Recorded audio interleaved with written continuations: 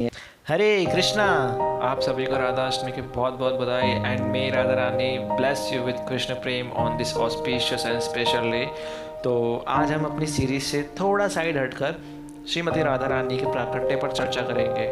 आप में से 90% लोग ये लीला नहीं जानते होंगे, तो प्लीज़ इस वीडियो को लास्ट तक ज़रूर देखें। एक राजा थे जिनका नाम था महाभानु। महाभानु महाराज के 5 बेटे थे जिनका नाम था चंद्रभानु, रत्नभानु, सुभानु, प्रतिभानु और वृषभानु। एक बार सूर्यदेव ने भगवान श्री कृष्ण से प्रार्थना की कि मैं चाहता हूँ कि आपकी अंतरंगा शक्ति श्रीमती राधा रानी मेरी पुत्री रूप में एक बार प्रकट हो। तो राजा महाभानु के 5वें पुत्र वृषभानु सूर्यदेव के अवतार थे और इन्हीं के यहाँ राधा रानी जन्म लेती हैं। आगे चल के महाभानु महाराज की गद्दी वृषभानु महाराज ने संभाली। वृषभानु महाराज का विवाह विदुगोप और मुखरा नामक उनकी पत्नी की बेटी जिनका नाम था कीर्तिदा उनसे हुआ।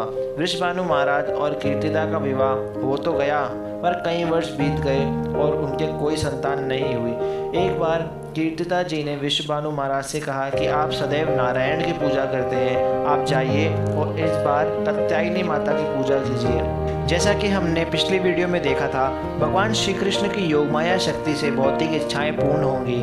तो यहाँ कीर्तिदा माता संतान प्राप्ति के लिए कात्यायनी माता की पूजा करने का सुझाव वृषभानु महाराज को दे रही हैं। हमारी सीरीज की अगली वीडियो में हम देखेंगे कि योगमाया शक्ति कंस से कहेंगी कि भगवान ने मेरी सेवा से प्रसन्न होकर मुझे भौतिक इच्छा पूर्ण करने की शक्ति दी है और जो श्री कृष्ण की शरण में जाएगा उसे अन्य किसी की उपासना करने की आवश्यकता नहीं है।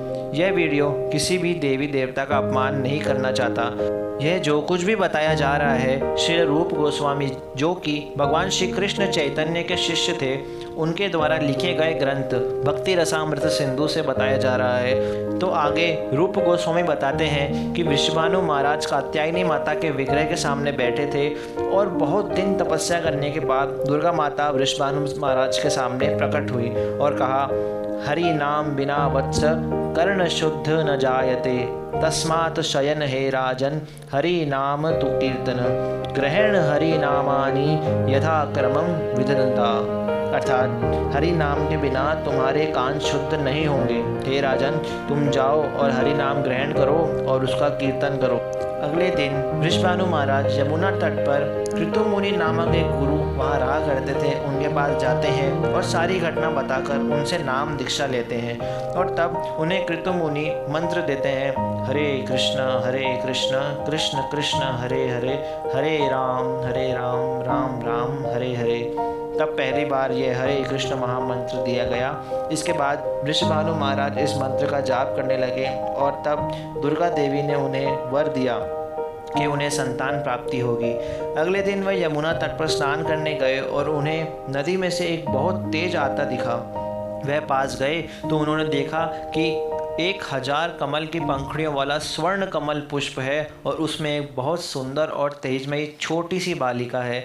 तब वहाँ ब्रह्मदेव प्रकट हुए और उन्होंने वृषभानु महाराज को बताया कि यह कन्या कोई साधारण बालिका नहीं, अपितु अनंत लक्ष्मी और शक्ति के स्रोत्र हैं, श्री भगवान की संपूर्ण शक्ति हैं और आपके पूर्व जन्म में की गई तपस्या के फल स्वरूप आपको यह पुत्र रूप में प्राप्त हो रही हैं। आप इन्हें ले जाइए और इनका लालन पोषण कीजिए। वृषभानु महाराज बहुत प्रसन्न हो गए और श्रीमती राधा रानी को लेकर अपने घर को चले गए। सभी यह जानकर अत्यंत प्रसन्न हुए कि वृषभानु के घर में पुत्री हुई है और सभी वहाँ गीत गाने और लाली को आशीर्वाद देने पहुँच गए। तब वृषभानु जी ने ध्यान दिया कि उनकी पुत्री ना तो कुछ बोल रही है, ना सुन रही है, ना ही अपनी आंखें खोल रही है। तब वह अपनी पुत्री के लिए बहुत निराश हो गए।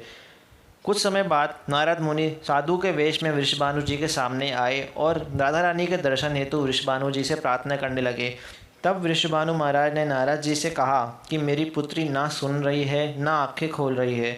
तब नारद मुनि इस पर बोले कि आप एक उत्सव की तैयारी कीजिए और सभी को आमंत्रित कीजिए। कुछ दिन बाद महाराज वृषभानु ने एक उत्सव का आमंत्रण सभी पास के गाँव में भिजवा दिया और उत्सव के दिन नंद महाराज और यशोदा जी और उनके प्यारे से पुत्र कान्हा भी वहाँ आए। उत्सव चल रहा था कि कन्हैया अपने घुटनों पर धीरे धीरे चल के राधा रानी के पालने तक जाते हैं और श्री कृष्ण के प्रथम स्पर्श से राधा रानी अपनी आंखें खोल देती हैं। इससे हमें राधा रानी यह शिक्षा देती हैं कि सदैव हमें हर कर्म श्री कृष्ण के लिए करना चाहिए। तो ये श्रीमती राधा रानी की प्राकट्य को बताने की मेरी छोटी सी कोशिश थी। अब आज के दिन को देखते हुए मैं आप सभी को श्रीमती राधा रानी की सुंदरता का भी एक उदाहरण देना चाहूँगा। शास्त्रों से हमें पता चलता है कि हमारे इस ग्रह में सबसे सुंदर स्त्री स्वर्गलोक की सबसे बदसूरत स्त्री के समान है, और ऐसे ही इस ब्रह्मांड की सबसे सुंदर स्त्री है ब्रह्मदेव की पत्नी सरस्वती देवी। ऐसे अनेकों और अनंत ब्रह्मांड है, और उन अनंत ब्रह्मांड की सबसे सुंदर स्त्री है भगवान शिव की अर्धांगिनी माता पार्वती। उनसे भी सुंदर है भगवान विष्णु की पत्नी माता लक्ष्मी। उनसे भी सुंदर है भगवान श्री कृष्ण की पत्नी सत्यभामा, रुक्मिणी आदि। और उनसे भी सुंदर है श्री गोलोक वृंदावन धाम की गोपियाँ। उनसे भी सुंदर है प्रमुख अष्टसखियाँ, और उनसे भी सुंदर है श्री कृष्ण। और श्री कृष्ण से 10 लाख गुना ज़्यादा सुंदर है हमारी राधा रानी। राधा रानी अकल्पनीय है, और आज का दिन वही राधा रानी हमारे धरा धाम पर प्रकट हुई। तो यह था मेरा एक छोटा सा प्रयास राधा रानी के विषय में आप सभी को कुछ बताने का।